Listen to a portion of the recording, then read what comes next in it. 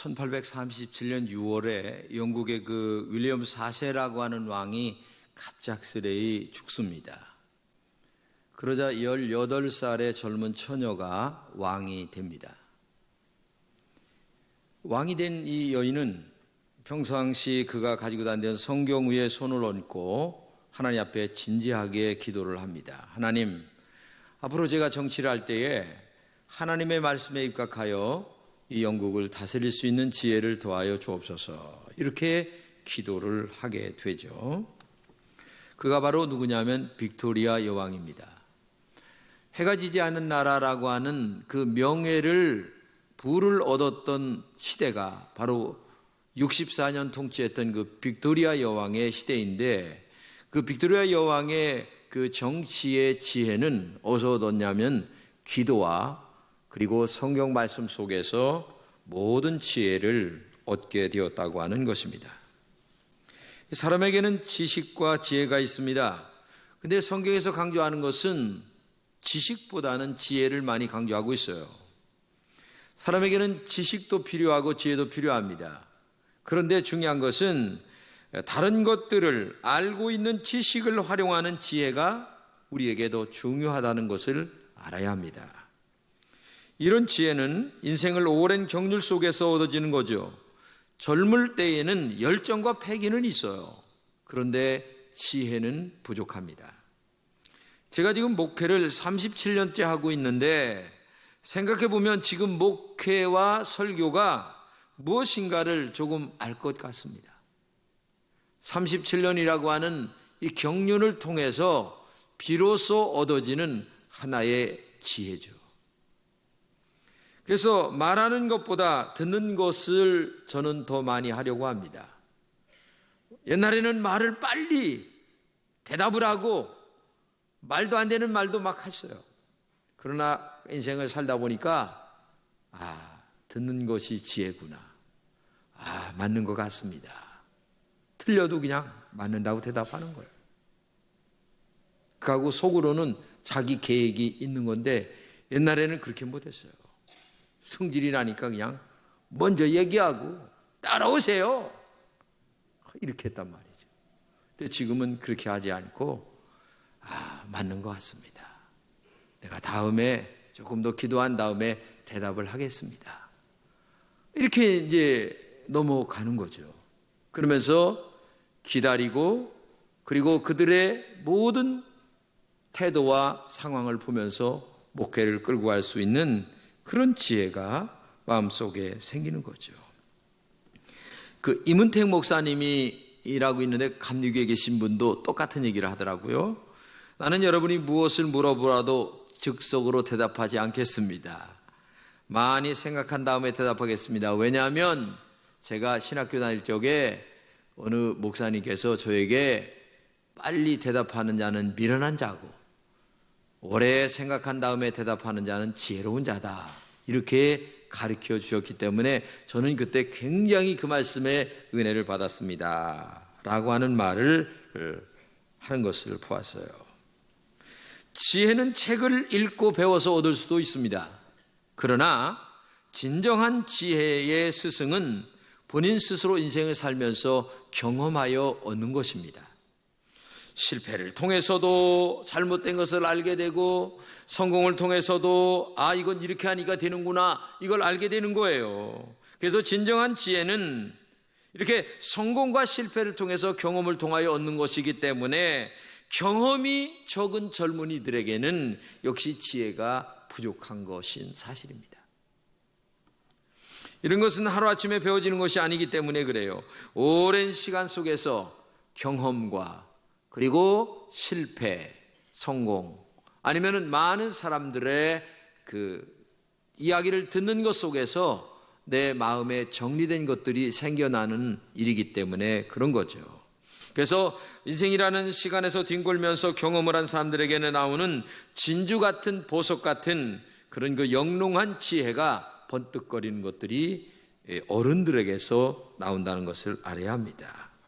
그런데 하나님은 젊은 사람들에게 이런 깊은 지혜를 또 안 줬어요. 왜? 추진력도 있고 힘도 있고 도전적입니다. 나는 할 수 있다. 매진도 합니다. 그러나 그렇다고 다 되는 게 아니죠. 때로는 성공도 하고 실패도 하는 것이 젊은이들의 인생입니다.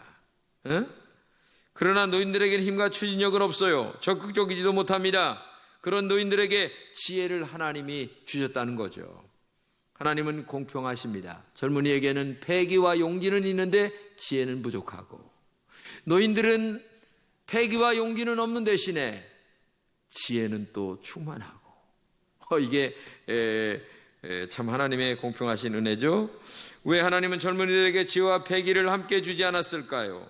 그리고 노인들에게는 힘은 없는데 지혜는 왜 주셨을까요? 오늘 본문에서 그런 은혜를 우리가 좀 입었으면 합니다.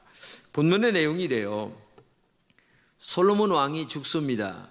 근데 그의 아들 르호보암이라는 사람이 왕이 됐어요. 르호보암이 왕이 돼서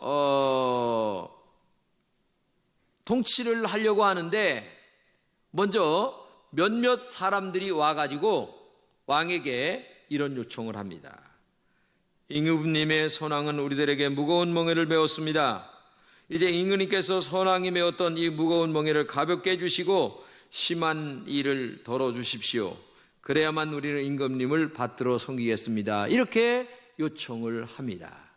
이 말이 무슨 말이냐면, 여러분, 업적을 남겼다라고 하는 말은 후세의 평가를 할 때에 굉장하다 말을 합니다. 그러나 백성들은 죽는 거예요. 왜? 세금 많이 내야지, 그 다음에 부역해야지. 그러니까 몸으로, 돈으로, 마음으로, 정신으로 모든 것들이 백성들이 피폐해지는 거예요. 근데 그 뒤에서 피폐해지는 일들은 사람들은 몰라요.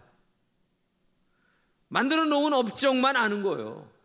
그러니까 이것을 알고 있었던 몇몇 원로들이 왕한테 가서 부왕처럼, 솔로몬 왕처럼 왕은 너무 백성들을 혹독하게 일시키지 말고 제발 좀 놓아주고 이제는 평안하게 그 정치를 하세요. 이렇게 이제 요청을 한 거예요. 그러니까 르호보암 왕은 금방 대답하지 않고 사흘 뒤에 와라. 내가 자문을 구하겠다. 이렇게 하면서 먼저 노인들을 불러서 물었어요.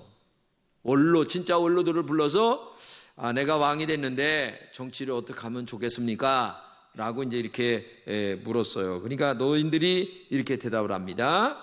오늘 임금님께서 이 백성의 종이 되어 그들을 섬기려고 하십니까? 그러면 그들에게 좋은 말씀으로 대답하십시오. 그러면 이 백성이 영원히 임금을 섬길 것입니다. 이 말은 무슨 말이냐면 두 가지예요. 하나는 백성을 이제 지배하지 말고 섬기는 왕이 되라. 그리고 말을 좀 백성들에게 공손하게 잘 하세요. 왕이 됐다고 해서 너무 그냥 그렇게 막 그냥 하지 말고 이제 두 가지를 요청을 하는 거예요. 섬기는 왕이 되고 그 다음에 말을 좀 공손하게 잘 해라. 이렇게 얘기를 했습니다. 그러자 이 르호보암 왕은 젊은 자기 또래 세대들, 어려서 같이 놀았던 그 친구들을 불러서 다시 묻습니다. 그러니까 이 젊은이들이 이렇게 얘기해요. 같이 한번 읽겠습니다. 왕과 함께한 젊은이들이 이렇게 대답하였다. 백성들이 선왕께서 메어주신 멍에가 무거우니 그것을 가볍게 해달라고 요구하더라도 임금님께서는 이렇게 대답하십시오. 나의 새끼 손가락이 선왕의 허리보다 굵다. 너희는 선왕께서 메어주신 멍에가 무겁다고 한다마는 나는 그보다 더 무거운 멍에를 너희에게 지우리라. 선왕께서는 머리를 가죽 채찍으로 치셨으나 나는 쇠 채찍으로 다스리리라. 이 말은 뭐예요? 아버지보다 훨씬 더 강하게 정치를 하라는 얘기예요. 백성들의 허리를 쥐어 짜라는 얘기야.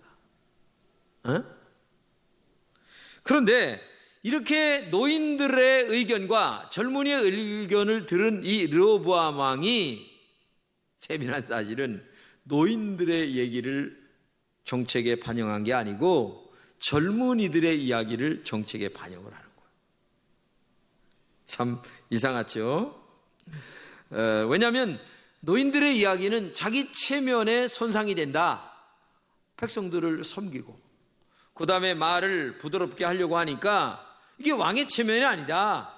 그러니까 나는 젊은이들의 이야기를 선택을 하겠다. 덕으로 나라를 다스리려고 하는 게 아니라 물리적인 힘으로 나라를 다스리겠다는 말이에요, 한마디로 얘기하면. 그러면서 젊은이들의 의견을 정책에 반영을 한다라고 하는 것이 이 오늘 본문의 내용이에요. 근데 이후에 두 가지 사건이 벌어져요. 하나는 뭐냐면, 첫째는 르호보암은 일하는 감독관을 그 현장에 파견을 합니다. 근데 감독관이 파견되자마자 이 백성들이 돌로 쳐 죽였어요. 그래서 르호보암 왕은 황급하게 수레에 올라서 도망을 칩니다. 이런 사건이 하나가 벌어지게 되고, 둘째는 결국 이 일로 나라가 둘로 갈라지게 됩니다. 북쪽에 있는 10지파가 이스라엘이라는 나라로 만들어지고, 남쪽 유다를 중심한 2지파가 유다라고 하는 나라로 만들어지게, 나라가 둘로 갈라지게 되는 거예요. 만약에 노인들의 이야기를 청취했다면 나라가 갈라지지 않았겠죠. 그런데 노인들의 이야기를 듣지 않고 젊은이들의 그 힘으로 나라를 다스리라는 그 논리를 채택한 정책은 결국은 나라가 둘로 갈라지게 되죠. 오늘날도 보면 르호보암의 이 저지른 실수가 사회 여러 분야에 반복되고 있는 것 같습니다. 통치자의 주변에 바른 말을 하는 사람들이 없다는 이야기가 심각하게 들리죠. 젊은 친구들 같은 사람들만 권력의 주변에서 맴돈다고들 합니다. 참으로 안타까운 일입니다. 본문에 나오는 노인들의 충고처럼 왕이 만일 오늘 이 백성을 섬기는 자가 되어 그들을 섬기고 좋은 말로 대답한다면 그들이 영원히 왕의 종이 될 것입니다 라고 하는, 이렇게 진언하는 사람들이 없다는 거죠. 이런 풍부한 경험에서 나오는 지혜는 말들이 무시된다는 얘기입니다. 그러면 왕과 백성이 함께 불행해지는 거예요. 오늘 북한을 보세요. 장성택 같은 사람들이 숙청된 이유가 핵을 만들지 말고 이 중국과 남쪽과 주변 국가들과 함께 잘 어울려서 살아갈 때에 이게 뭐가 되는 겁니다 라고 하는 충정 어린 진언을 한 거예요. 근데 이 젊은 세력들에게 밀린 거죠. 그리고 결국은 총살당해 죽은 겁니다. 정말 바른 말이 어느 것이 지혜로운 말인가를 분간을 못하는 이 시대에 살고 있어요. 한마디로 얘기하면 마음에 자존심만 있지 백성을 위하는 마음이 없어요. 네? 여러분, 자존심 가지고 나라를 다스리는 게 아닙니다. 자존심 가지고 목회를 하는 것도 아닙니다. 네? 내려놓을 때는 내려놓아야 되는 거예요. 그래야 교회가 평안하고 나라가 평안해지는 거예요. 북한은 오늘의 본문에 나오는 이 르호보암과 같은 전철을 계속 받고 있습니다. 지혜는 경험에서 나오는 것입니다. 그러므로 어느 단체나 원로들이 있어야 합니다. 원로들의 지혜는 삶에서 경험으로 만들어지는 것이기 때문에 너무나 중요한 것입니다. 오늘 우리도 르호보암과 같은 실수한 일들이 있을 것입니다. 그래서 어려움을 겪을 때도 있어요. 힘으로만 인생이 되는 게 아니라는 것을 알아야 됩니다. 힘보다 더 좋은 지혜가 우리에게 있어야 된다는 얘기예요. 본문에서 가장 중요한 것이 경험을 존중해야 된다는 것입니다. 솔로몬 때부터 왕을 모신 노인들은 많은 경험을 했어요. 노인들은 경험에서 나온 진실한 고견을 왕께 드렸습니다. 그런데 르호보암은 그 지혜로운 고견을 따르지 않았습니다. 그것이 가장 큰 불행을 가져와 나라가 두 쪽으로 나뉘게 되었죠. 인생 풍파의 경험은 나이가 많은 분들이 많이 겪고 경험하고 있는 거죠. 그러므로 나이가 많은 분들의 말을 깊이 명심하여 듣는 지혜가 필요한 거예요. 제가 목회를 오랫동안 해보니까 믿음으로 말씀으로 살아가는 것이 훨씬 더 하나님의 축복을 빨리 받는 지름길이에요. 내가 인간적으로 노력하고 내 방법, 무슨 방법 다 쓰는 것보다 하나님 말씀대로 살아가는 것, 이게 복을 받는 지름길이에요. 우상 섬기지 말아라. 주일 성수해라. 기도해라. 말씀대로 살아라. 온전하게 11조해라.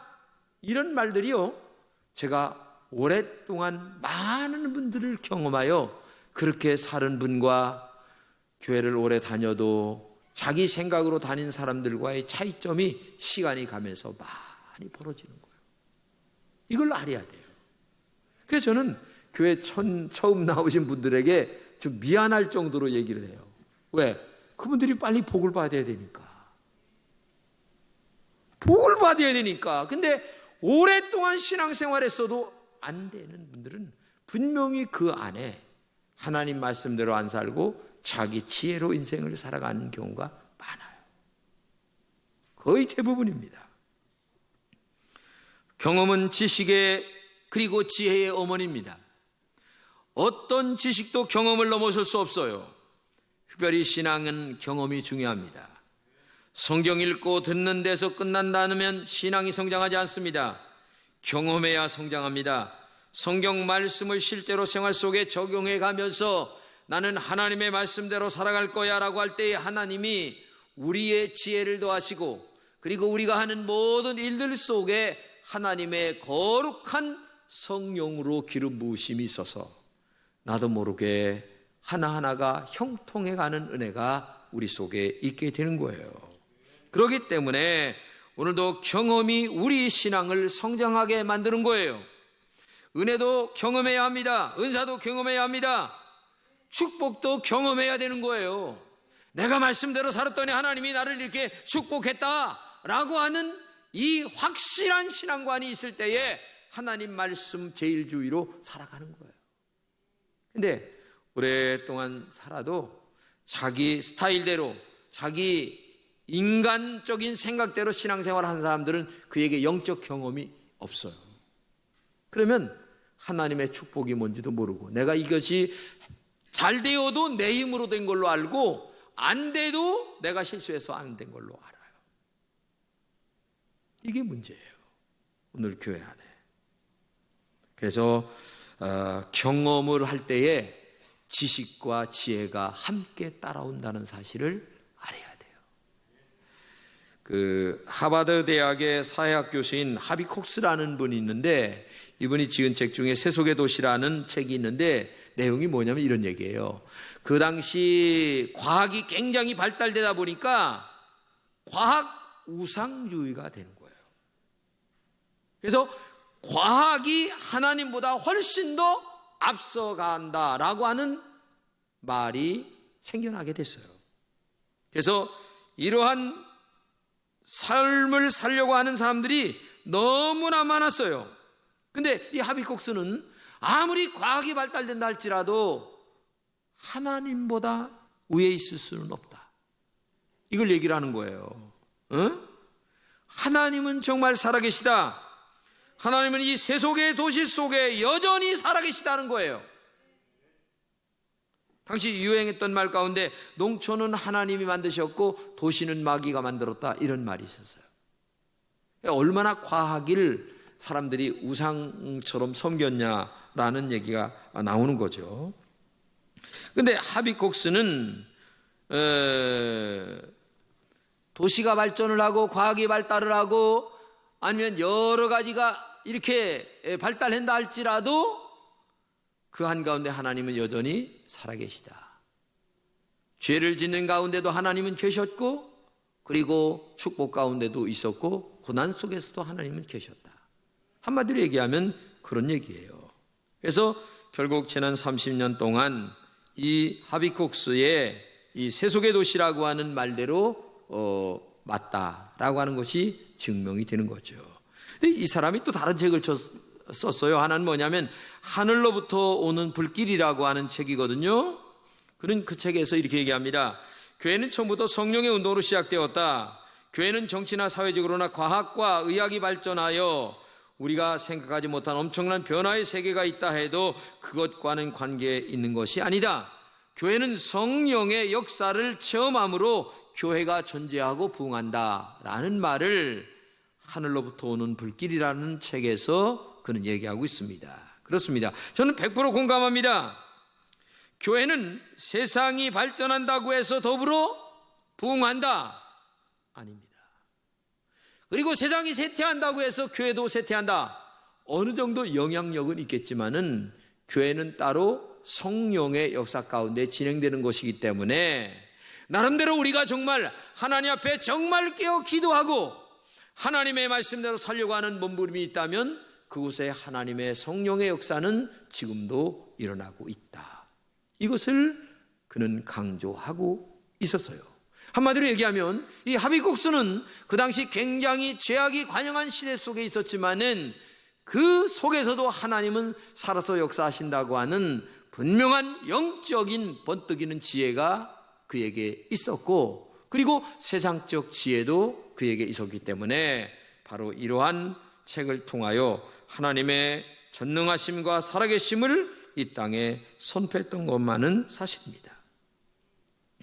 여기는 저도 성령의 은혜를 체험하고 목사가 되었습니다.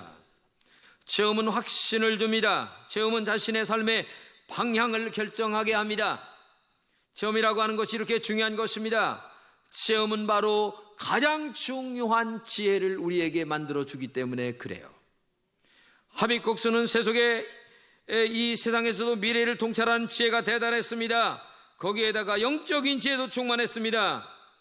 하나님은 젊은 사람들에게 배기와 용기를 주셨습니다. 그런데 지혜는 어른들보다는 좀 부족해요. 그 지혜는 어른들에게서 배워야 합니다. 그래서 우리는 어른과 젊은이가 함께 살아가는 사회가 되어야 됩니다. 어른의 말을 존중하고 그리고 젊은이들에게 용기를 주는 이러한 더불어 함께 살아가는, 그래서 어른을 존경하고 어른이 하는 말을 아멘 하고 듣는 지혜, 그리고 어른들은 젊은이들에게 충고할 수 있는 그 분위기, 이런 것들이 어느 단체든지 어느 조직이든지 어느 사회든지 있어야 된다는 거죠. 그래서 젊은이에게는 배기와 용기를 주셨고 노인들에게는 지혜를 주셨어요. 한마디로 얘기하면 젊은이에게 패기와 용기와 지혜까지 다 주지 않았다는 거죠.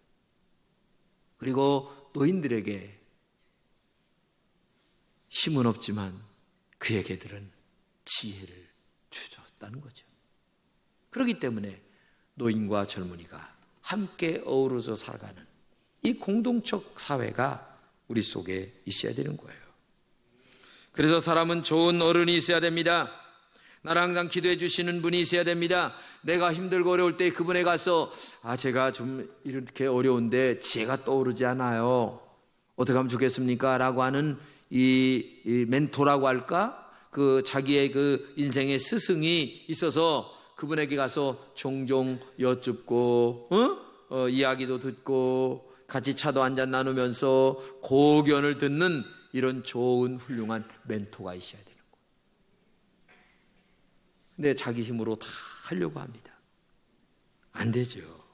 그래서 어른에게 물어서 한다면 그 사람은 모든 세상에서 승리하는 사람이 될 수 있는 거죠. 우리나라에 아주 유명한 신학자 한 분이 계셨는데 이분이 김재준 박사입니다. 이분이 찬송가 한 곡을 지었는데 어두운 밤 마음에 잠겨라는 우리가 부르는 찬송가 곡을 가사를 지었죠. 이분이 5공화국과 6공화국 시절에 이미 연세가 많았지만 민주화 운동을 했는데 이때 목사님이 즐겨 쓰신 말이 무슨 말이냐면 노소지곡이라고 하는 말입니다. 이 말은 늙은 쥐는 곡식이 어디 있는지 안다라는 말이에요. 그 말은 다른 말로 얘기하면 나이가 많은 나라 할지라도 나라가 잘 되는 길을 알고 있습니다. 그러니 노인들에게 가끔 물어주시기 바랍니다. 그런 말이에요. 노소지곡이라는 말이 유명한 말이에요. 그렇죠. 요즘 많은 사람들이 핸드폰에 빠져 삽니다. 내가 지난주 총회 가서 지하철을 타고 가는데 사진 내가 한번 찍은 게 있는데 세상에 앞에 있는 사람들이 전부 다 핸드폰만 봐요. 여러분, 핸드폰에서 지식은 얻을 수 있어도 지혜는 못 얻어요. 여러분, 그걸 알아야 돼요. 응? 오랜 세월을 살면서 세상 풍파와 이 어려움과 고통과 기쁨과 행복을 함께 누린 그 어른들에게서 노하우가 생기는 겁니다. 노하우라고 하는 말은 말 그대로 어떤 상황에서 어떻게 해야 하는지 아는 것입니다. 그 다른 말로 얘기하면 풍부한 경험을 얘기하는 거죠. 몸소 터득한 경험을 능가할 지식은 아무도 없어요. 그래서 사막에서 길을 잃었을 때에 늙은 낙타를 타라, 이런 말이 있어요. 전쟁에서 이기려면 백전노장의 말을 들으라는 말입니다. 젊은이는 어른의 지혜를 잘 들어야 합니다. 그것이 인생을 복되게 사는 지름길이에요. 그리고 어른들은 젊은이들에게 인생의 경험을 솔직하게 얘기해 주는 용기도 또 있어야 되는 거예요. 요즘의 사회는 들으려 하지도 않고 말하려 하지도 않아요. 그래서 단절이 딱 되었어요. 이게 오늘의 사회예요. 참 안타깝죠. 이게 안타까운 거예요. 구약 레위기에 이렇게 말합니다. 백발이 성성한 어른 앞에서 일어서고 나이 많은 노인을 공경하라. 노인들의 지혜와 젊은이의 패기가 함께 어우러져서 우리의 삶에 적용할 수 있다면 얼마나 좋을까요? 하나님은 젊은이들에게, 어른에게 지혜와 패기와 용기 다 주지 않았어요. 이상하게 어른들에게는 지혜를 주시고 젊은이들에게는 패기와 용기를 주셨어요. 그 말은 다른 말로 얘기하면 어우러져 살아가라. 함께 존경하고 함께 가르치고, 이게 삶의 진정한 지혜다. 하나님은 젊은이와 어른에게 다 주지 않았어요. 이걸 기억하시고 오늘도 존경하고 또 가르치는 이 아름다운 문화가 우리 속에 있기를 주님의 이름으로 축복합니다.